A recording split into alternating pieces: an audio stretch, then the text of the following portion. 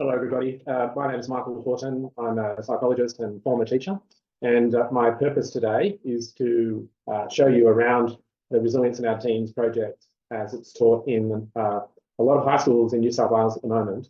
And so what we're looking at doing here is providing you with some more information about how the project works and what its aims are ultimately.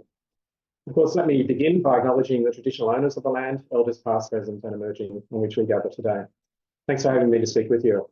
So the Resilience in Our Teens project has been around now for about 4 years, 3-4 years, and its main goal has been to attempt to reduce the level of anxious behaviour in children, which the World Health Organization says is one of the bigger issues, leading ultimately to worsening anxiety as children get older. And young people in particular are at the end of a trajectory, if you like. So many of the students that you're encountering, you've inherited some of the anxiety from primary school into high school. Look, there's good news and bad news. The bad news is if young people keep experiencing the same interactions with the adults around them, chances are the anxiety will get worse over a period of time. And we know from the research that anxiety tends to worsen if it's not remedied at an early point. So the stats on this are at 11 years of age, this is the APS, the Australian Psychological Society, is saying that at 11 years of age is the average age that children get a diagnosis of an anxiety disorder. And I will point out to you shortly the difference between children who've got this disorder versus normal anxiety. But for the moment, I just want to describe to you the anxiety disorder trajectory. It goes from at 11, 6.9%. It jumps to 11% by the time that young people are 15.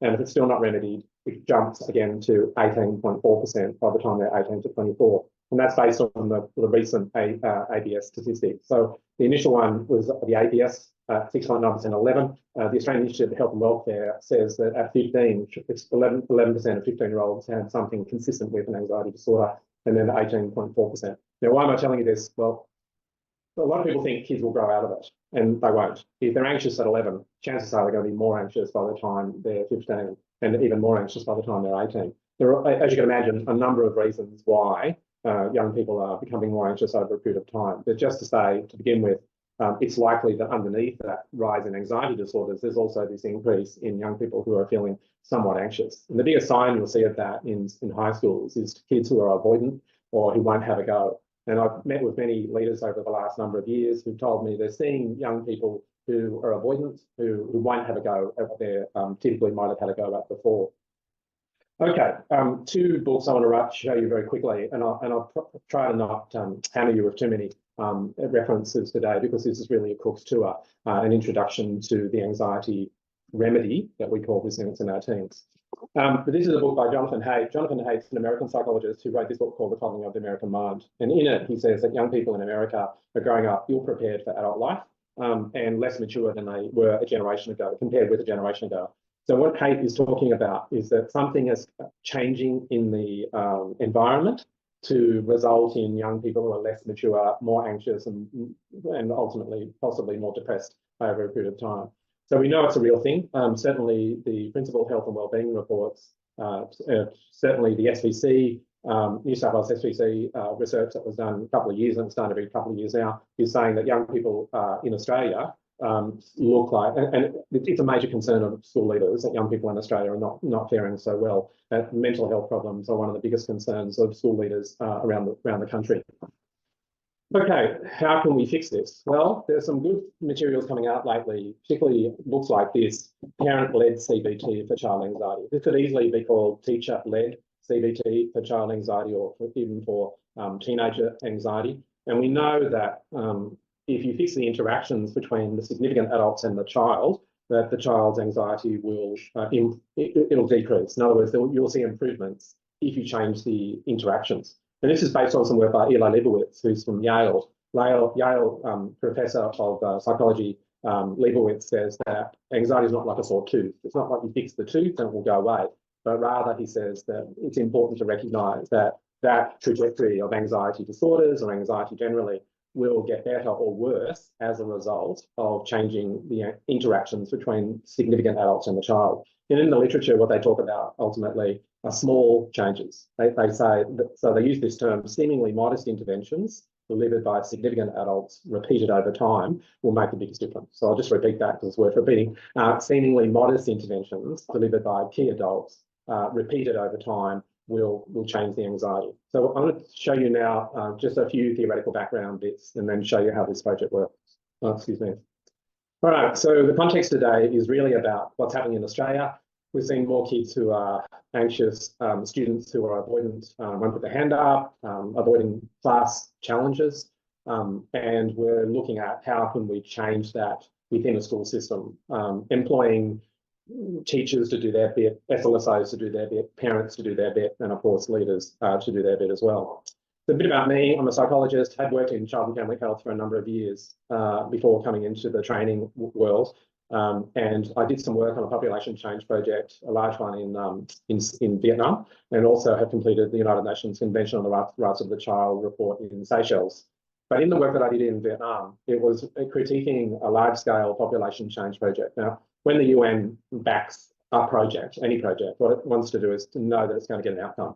It's looking for how do you put the steps in place to sustain the project over time, but also the assumptions that underlie the project and how it's going to get to its end goal. Now, in our case, the end goal is a reduction in anxiety. And you can measure that at time 0. You can also measure that at time 1, which might be 6 months, 12 months, etc. But you need to get a baseline measure, and I'll show you how we did that in our context in a moment. I live in the North Coast of New South Wales, and I swim. All right, here's something to begin with. Most anxiety is learned. On that trajectory that I mentioned to you before, most of that anxiety is learned, and it's learned over a period of time. For yourselves in high schools, what you're seeing is anxiety that probably started to be learned in primary school, and it's just carried forward into the high school context. The good news about something being learned, of course, is that you can unlearn it. You can change what's going on, and you can fix the problem if only teachers know what to do. And so part of the project is aimed at how do we help teachers to identify student anxiety? How do we help teachers to manage student anxiety when they see it? My wife's a learning support teacher in a high school, and she tells me that teachers are lacking confidence currently in their ability to challenge, and that's what's required, because if they went to see the psychologist, ultimately, the psychologist would challenge their way of thinking, the psychologist would help the young person to solve problems, to reframe their thought thinking, and to think again, ultimately, about an issue, rather than just allowing the child to avoid further. So it's about changing the engagement, if you like, between significant adults and the child. And if you can do that, you can fix the anxiety. Usually it's not going to get better by itself. It'll get better or worse, depending on how the young person interacts with his or her environment. So we facilitate their avoidance. And sometimes we do that. You know, we say, oh, you don't have to do that. You can do this instead. Yep. So what we're seeing at the moment is people who are a bit lacking in confidence in knowing how to challenge. And that's what's required, ultimately, to help children and young people get better at having a go and at facing up to the difficulties that they're facing. The majority of teenagers don't get the right help. And in fact, on the research done by this lady here, Kathy Cresswell, is saying that only 3% of young people in the UK, anyway, I'm not sure about Australia, but in the UK, only 3% get cognitive behavioural therapy, which is the most evidence-based therapy. What we can do, of course, and I certainly remember studying this in the 1980s, and it was largely cognitive behavioural therapy back then, was largely for treatment of teenagers and adults. We hadn't progressed far enough back then to understand that it could be transposed into an early intervention tool. And what we're looking at in this project is how do we transpose terrific strategies in cognitive behavioural therapy into an early intervention focus so that it's possible to do that within the school over a period of time. Now, the Australian Productivity Commission came up with a report in its inquiry into mental health, and it said teachers need to do 2 things. They need to get better at being able to identify anxiety when they see it. So seeing it, noticing it, hearing it. What is this anxiety that I'm seeing? Yeah. And then the next step, teachers need to get better at managing. So I want to show you some research that we did in some high schools around the Newcastle region last year, shortly. But currently we're working in 50 New South Wales high schools, and we'd love to have you on board with us so that we can work with you if that's possible. We're negotiating with schools currently in the 2024-25 range. We're doing a similar project in New South Wales primary schools, in fact, 98 schools, and with some more intake available in that project coming up in these early months of 2024. But here's the baseline data in relation to some questions that we asked teachers. So this is a sample size of 272 teachers, and we asked them the question in a school week, how often do you notice students' anxiety affecting their learning? And 73% of teachers said that they thought it was always and often affecting kids. We ran two research questions. The hypotheses were, how confident do you feel at identifying student anxiety? How confident do you feel at managing student anxiety? And here are the results. So at time zero, about 50% said they felt confident, extremely confident. So that's before the teacher training. And then when we did the teacher training afterwards, a month later, we asked teachers, how confident are you to to identify student anxiety? And that jumped 24% to 74%. And of those, we asked, how confident are you in managing? Before the teacher training, 32%. And look at this, a giant jump to 70% after the teacher training. All right, well, how do we frame student anxiety or child anxiety? Well, it's a way to think about this is to come from another angle. And the other angle that I want to put to you is called locus control. We know from the research that locus control fits on a continuum from external down this end to internal down this end. And you might say, well, what's this got to do with anxiety? Well, as it turns out, quite a lot. And those young people who are developing an external locus control, and it's largely learned, like it's a learned thing, believe that the future is controlled by others, by luck or by chance. They are demonstrably more anxious. And that's been climbing. The external locus of control, so the working definition of locus control is that it's a person's future problem-solving orientation. But what that ultimately means is if you decide that problems can't be solved by me, that my environment, my circumstances are controlling how decisions get made, then you grow up believing with an external locus of control. And that's correlated, highly correlated with high levels of anxiety. Now, on the other hand, there's internal locus of control, which is I believe the future is controlled by me. I can largely control things myself. And those young people who've got an internal locus control and developing of have a better sense of who they are, can problem solve, can work stuff out for themselves, don't rely as strongly on their environment. What's been happening over the last 50 years or so, and there's some graphs, some really good graphs on to show this, is that you're 80% more likely these days in 2024 to have an external locus control than you would have during the 1960s. And they've done some studies from Jean Twenge, who's the woman I'm referencing down here. It shows graphically how this is keeping going. All right, this is it. From the 1950s to 2010s, and we're up to 2024, there's no reason to believe that this trajectory is changing in any way. We're seeing more kids develop an external locus control. And what's correlated with that? Lesser academic results and, unfortunately, higher levels of anxiety and delinquency. Okay, so can it be shifted? Yeah. How do you do it? Well, you change the environment. You help teachers and parents to influence locus control orientation. And parents and teachers can do a lot in those small conversations I mentioned to you before, in the interactions they have with students to change the way that a student manages his anxiety or her anxiety in a way that helps them to develop skills to become the boss of their own anxiousness. So we think to ourselves, what's involved here? What's involved is how do we help kids learn that they can control their anxiety? They can control how they are currently avoiding something and having a go. And you might think that's a colloquial statement, to have a go. But in fact, Cresswell is all over this. And she has one of her chapters, chapter 5, and it's basically how do we help kids to have a go? And this idea of having a go is that rather than immediately shutting down or saying no, I call that locking down on a hard no, what I'm willing to do is to tolerate a little bit of frustration for a moment and then take the risk and then try. All right, this is Siegel's work. Siegel says that our mind, by the time we're 24, 25, should be fully optimized in order for us to be able to not just calm our nervous system down, if we know how, but also to talk to ourselves. So one of the key skills that a cognitive behavioral therapy psychologist will do is to teach you to talk to yourself, teach a young person to talk to themselves, to challenge their initial thinking.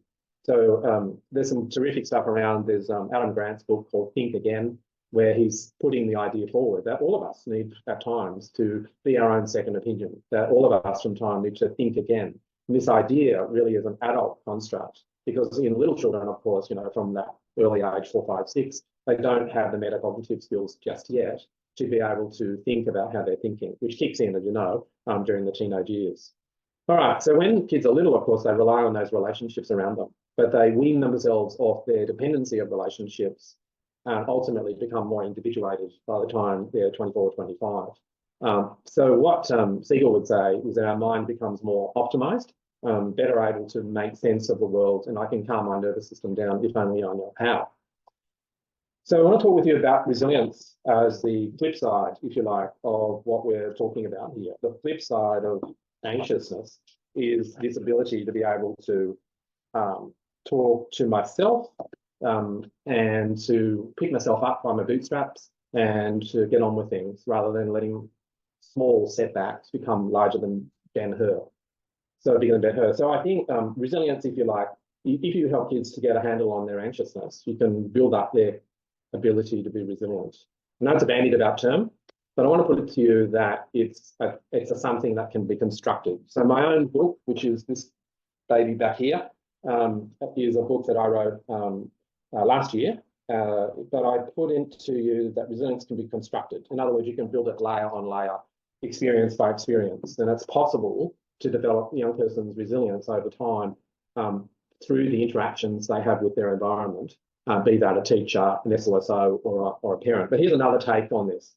This is Taleb's work. Taleb's an interesting guy, professor of risk economics at New York University. Essentially, Taleb says that it's possible for some things to get stronger when put under pressure.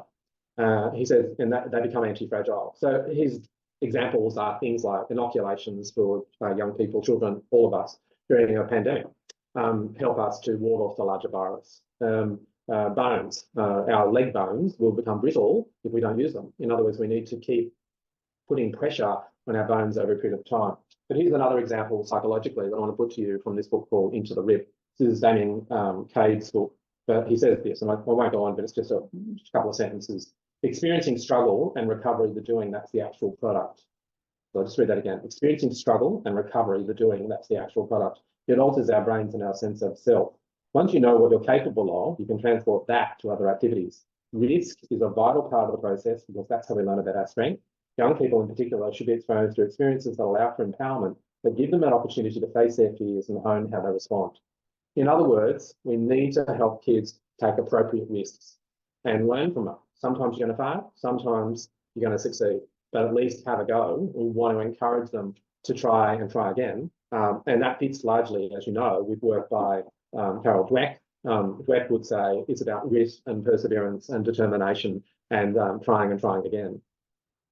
All right, over a period of time, some people, young people, develop what are called cognitive distortions. And this is the area, the fix-up area, if you like, of clinical psychologists who are interested in how you describe to yourself the words you use and how you frame things to yourself if you come across a disappointment or a difficulty. And look, there's lots of them, but I've just tackled 5 of them here. These cognitive distortions are ways of they're called alternative narrative structures. The narrative structures get set up in the left hemisphere of our brains, and they are, if you like, examples of the way that we talk to ourselves. And unfortunately, for some of the young people that you're seeing, the automatic thinking, the cognitive distortions that they have can amount to inaccurate ways of interpreting the world. I've got a clip, let me show it to you. When I was in school, I hated giving presentations. They were just the worst type of assignment, in my opinion. I'd stumble over my words, forget what I wanted to say, and they just always felt like they went really poorly. But then I'd get pretty good grades. And I didn't ever understand how that was happening. How would I feel like I did so poorly, but then I'd get good grades? Well, eventually I learned this is caused by something called cognitive distortion. A cognitive distortion is a type of irrational thought where you see things as a bit more negative than they really are. Now, cognitive distortions are completely normal. Everyone has them. It's just part of being human. But when they're too frequent or too intense, they can contribute to problems like depression and anxiety. So today, I want to tell you about 5 different types of cognitive distortions.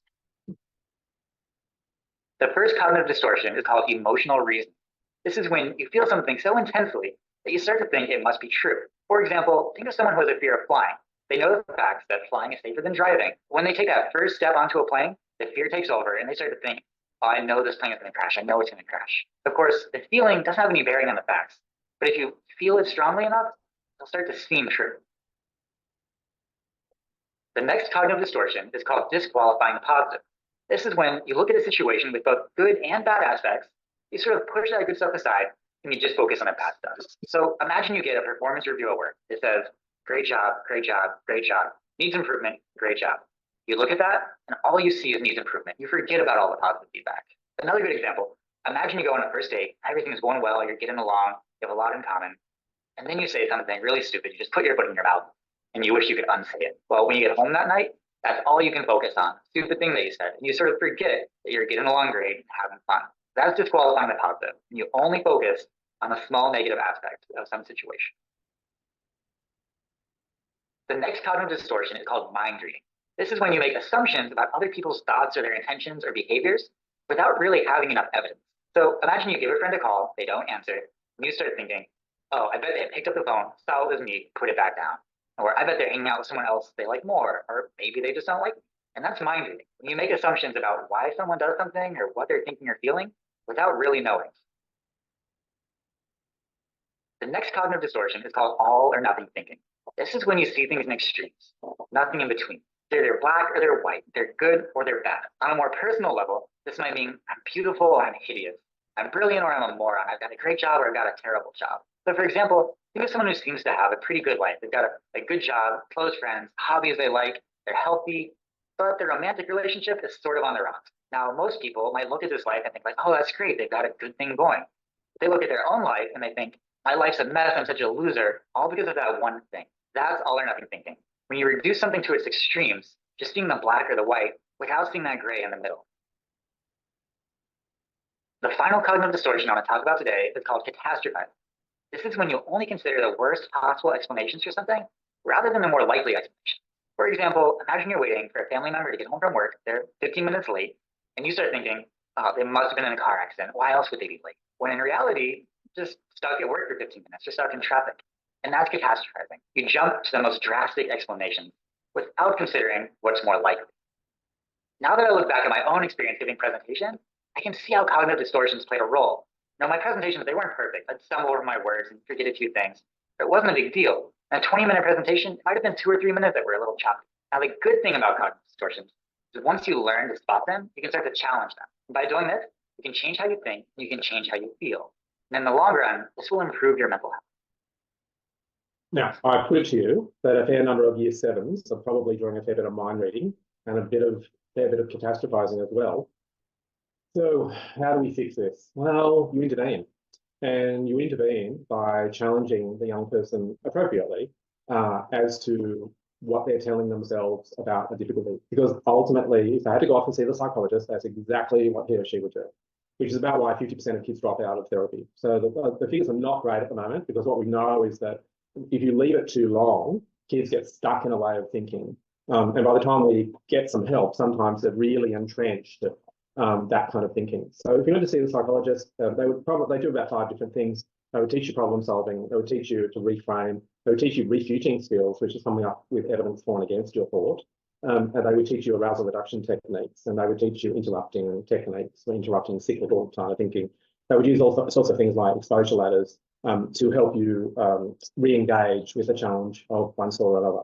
So it's not rocket science. I mean, look, and I don't want to in any way minimize what my colleagues do as clinical psychologists, but a lot of the basic stuff can be taught to teachers and to parents. Look, parent-led CBT, it's called parent-led because we're saying that if we teach seemingly modest interventions to the key adults, they can chip away at it bit by bit. Okay, let's move along here. I want to talk with you about a concept that we explore, and I think it's not in most other wellbeing projects. It's called family systems therapy, but in particular, how patterns get set up in families, and then how they keep going, they get perpetuated, or how we can stop the pattern from occurring. So in family systems therapy, what we know is that patterns get set up in families. And if they've happened 100 times in a family, they'll happen 101 times. So you can almost bank on it like the sun rises every day. But systems therapy is based on this idea of habits get set up in families and patterns get set up in families. So here's a habit. And look, in the culture of absenteeism that we're going through at the moment, This is a fairly common pattern. Tom has a bad day at school. The next day, Tom says he doesn't want to go to school. Jane says you've got to go. Tom catastrophizes and creates a scene. Jane gives in, lets Tom stay at home. Tom plays on his device all day, which is highly rewarding, just by the by. But it looks like this. And in families where mum and dad are trying to not get involved in this pattern ongoingly, because we know that once you get into this pattern, it's really hard to reverse engineer it. So when patterns like this get set up, of course, it's easy enough to just give in. As a parent, you say, "Oh, I don't care. Okay, fine, stay home." So we don't want to establish these patterns in the first place because we know that it takes a little while and a lot of effort sometimes to rejig the habit or rejig the pattern. So let me talk with you then about how these patterns get set up. Well, they get set up because things are immediately pleasant for both parties. Tom's avoided going to school, so he's got what he wants, and Jane gives in because she doesn't want the drama. But in the long term, Jane's increased the likelihood that Tom's going to create a future scene, and Jane will tend to give in next time because it appears uncaring not to.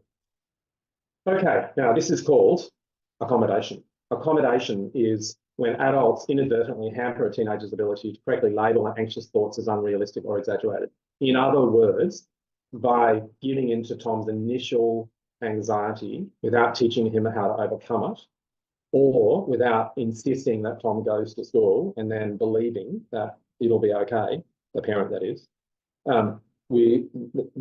there's going to be a tendency to give in to, I call it aiding and abetting avoidance.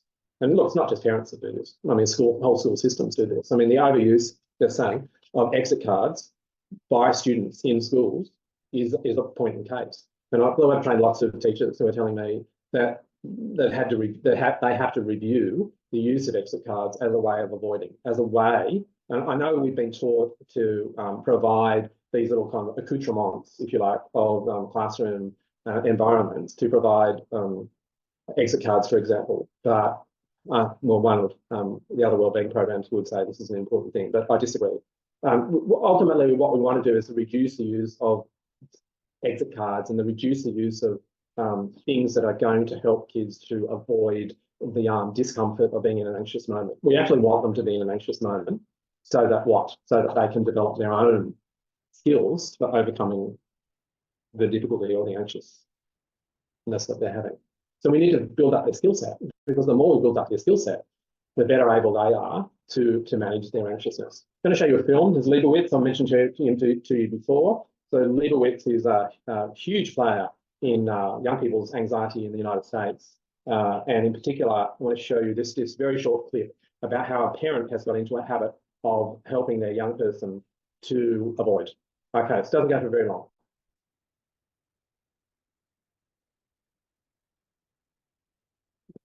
How have the past few days been at home? The usual anxiety about homework, anxiety about or having time to do everything she needs to do. But I noticed a shift when I tell her what you told me. When I say, I know it's really hard, but I know you can handle it.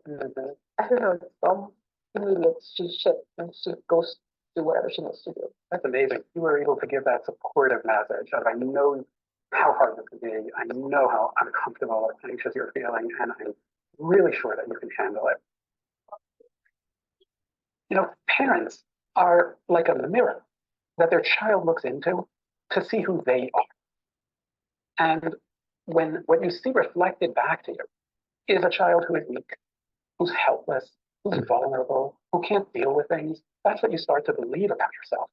But if you look into the mirror of your parents and what you see is a strong, capable, competent, resilient child, that's what you start to believe about yourself.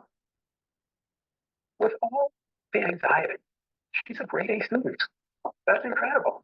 And that is her strength, and it's also the support that she gets from you. But where is the line? Yeah, where it becomes unhelpful. To shelter too much, then you're having the opposite effect. Right. And what we want to do today is really make a clear plan for this coming week. Okay. For how we'll do things differently.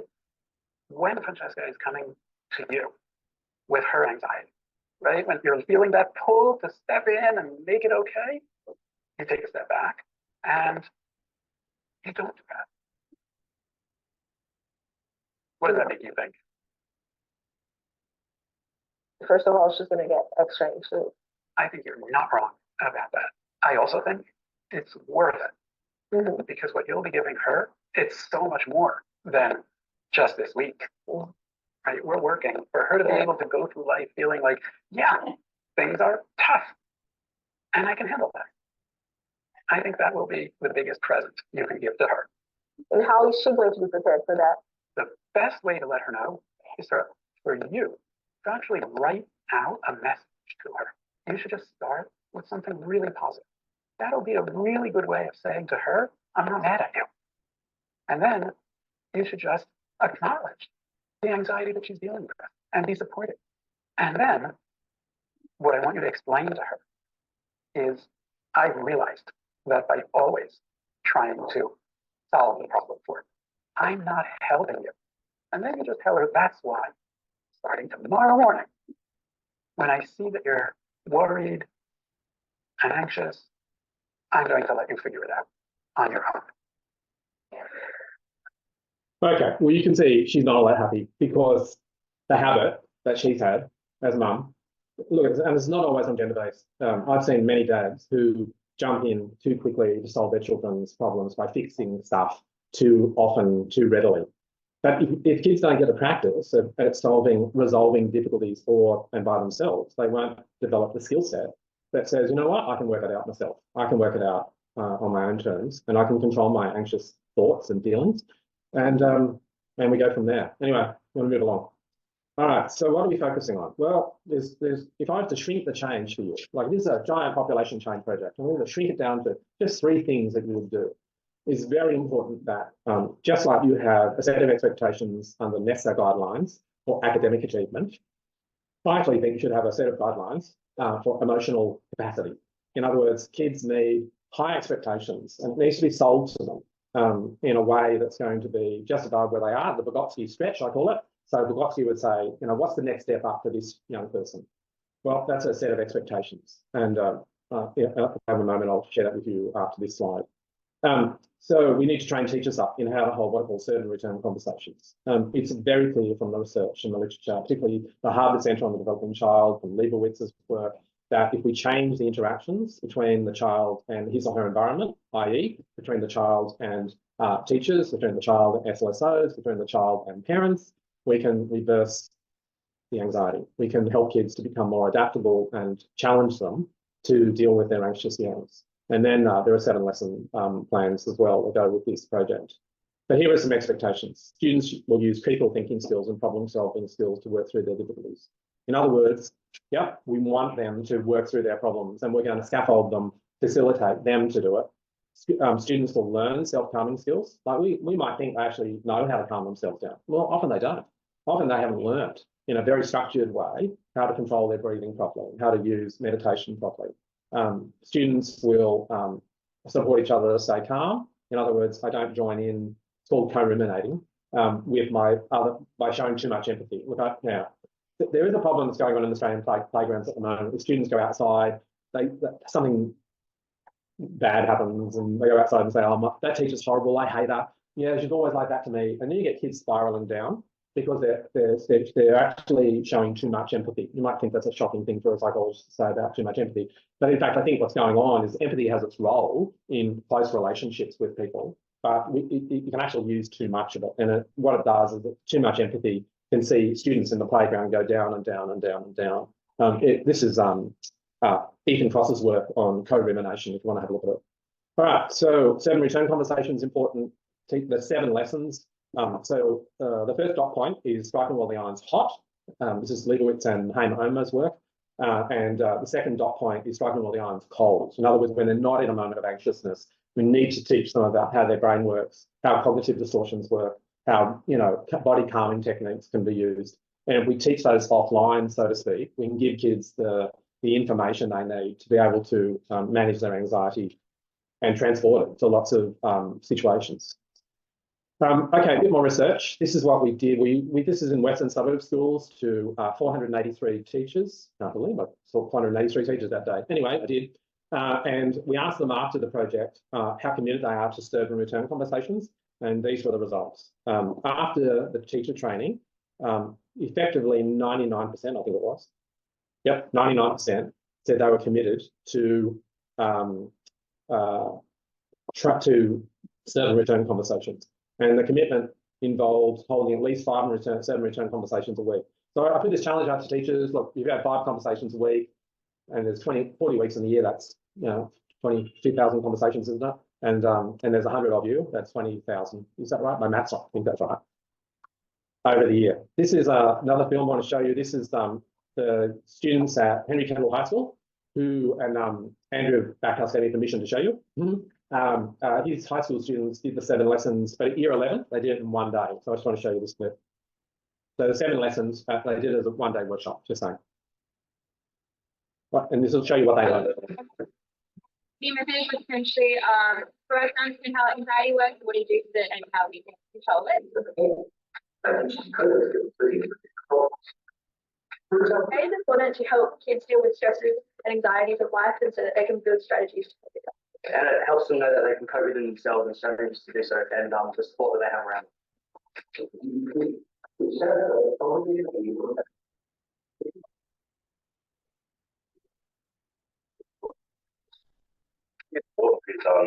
For students to be able to manage and deal with their emotional reactions to stress situations, just help them on their later life. I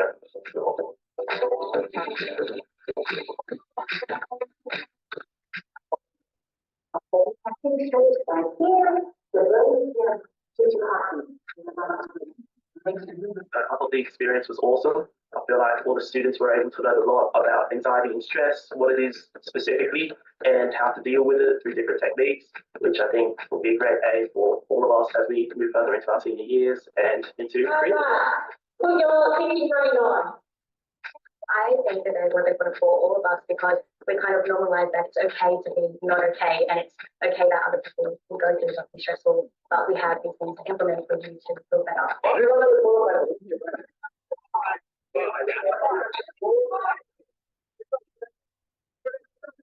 I would use these skills learned on a day to help others for long term and myself in situations where I think that these skills would be useful for coping strategies and for future management skills.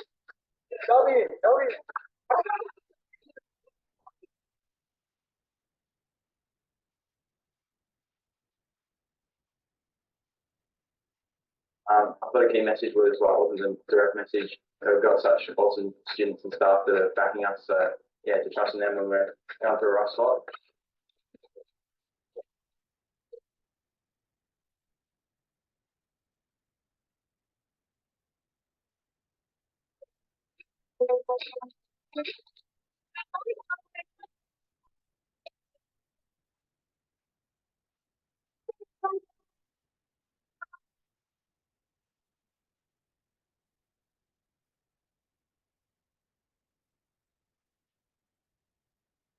Kenny did not win the race.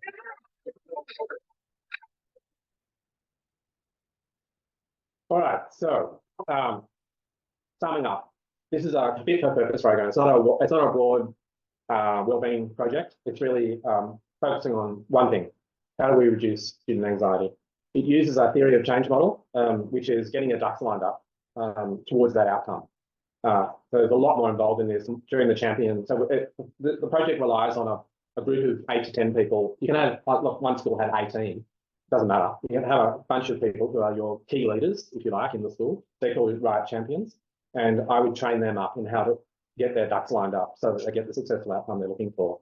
It addresses accommodation of anxiety at home and at school. At home in particular, a lot of parents are looking for the right help. They're just not sure where to get it. And so if you can pitch to them, the parents, the parent participation in this project varies, but where it's really gone well is where the school has helped parents to show up to the online program. So there's an online project run by one of my psychologists, and Ruby runs a really great session for parents over 3 Tuesday night by Zoom. Works really well, as long as you can get the parents there in the first place. Okay, so ultimately it involves these stakeholder groups. Now the stakeholder groups are school leadership, getting behind the project, and with all as much enthusiasm as they can. Teachers and support staff, training them up, training the right champions up, training the parents up. Because the idea, the premise of this is that if you change the interactions between the child, the young person, and significant adults, you will reduce the anxiety over time. You'll need 8 to 10 champions. You'll need then to have training events about a month afterwards. So champion training to begin with, that can happen during school term. Usually the teacher training occurs on the PL days of the year. You need to be able to promote the parent component of this, and we will follow up with you during the school term over the next 12 months to provide you with 2 things: a communication hub, which is kind of like a Google Classroom where you can get resources, but also a fortnightly meeting during the school term with either myself or a number of my consultants who work for me who know the project back to front. So here is the next steps. If you'd like a PowerPoint to show your staff, I can share one with you. You can email us at that address there. The QR code there will take you to an EOI process. And remember, an EOI process is an expression of interest. That's all it is. It's only so we can quote you. There's no commitment, but we want to ask you a few questions about your school, about why you'd like to do this project if you want to. But it's not a commitment at this point. All it is a way for you to join in the for us to quote you and to give us and for us to give you some more relevant information. What are the training commitments? Well, there's a couple of stages. The initial stage involves 2 days of training for what the team of champions, we'll call them the right champions in the school, and that's an 8:30 to 3:30 day, 2 days in a row. So that can happen during school term. The next commitment is to teacher training, which is training the teachers and the SLSOs in one room, and administration staff too, if you think that's a good idea. And then afterwards, there's the parent training, which happens at set times during the school term. So parents are invited to attend the training with one of my psychologists who runs it as a Zoom meeting on 3 weekday nights. So it might be 3 Tuesdays in a row or 3 Mondays in a row at the same time, 2.5 hours each night. Ultimately, for you to get the best out of this, it's the use of a communication platform as well, where we'll put lots of goodies, videos, updated research, those types of things. And then there's a fortnightly meeting for about 45 minutes on one morning during the week. And we're just developing the curriculum for that at the moment.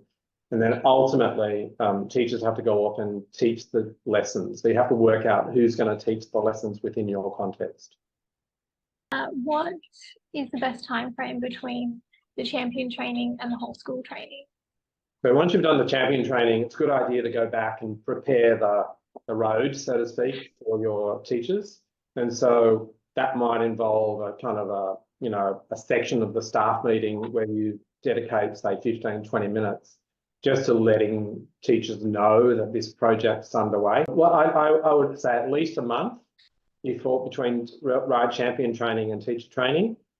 If not, 6 weeks to 2 months would be good. You mentioned lesson plans. How are they delivered in schools? It varies. Some schools, as you see from Henry Kendall, they did it in one day. The idea really, the objective of the lesson plans is to teach kids offline, away from their own anxiousness, to know how to manage anxiety. So it's teaching them, if you like, the language of anxiousness, the language of their brain, so that they can understand that they have some control over their anxious thoughts, over their bodies in relation to getting anxious. It's typically 7 lessons at 50 minutes. So 7 to 50-minute lessons. But in some schools, they've been stretching it over 10 lessons. It's really up to you. Again, you mentioned ongoing support. What does that look like? The platform, we have a communication platform for your school. So your school will be given a communication platform where you can go and get some extra bits and pieces that will help you in the implementation of this intervention. And then we have fortnightly what are called Zoom cafes. And the Zoom cafes in 2024 will have a theme each week, and you'll know what that theme is ahead of time. So the idea is really to get you together across the state to give you some support, help you support one another and troubleshoot any problems that might come up. Okay, thank you, Michael. Okay, thanks. All right, good luck, everyone.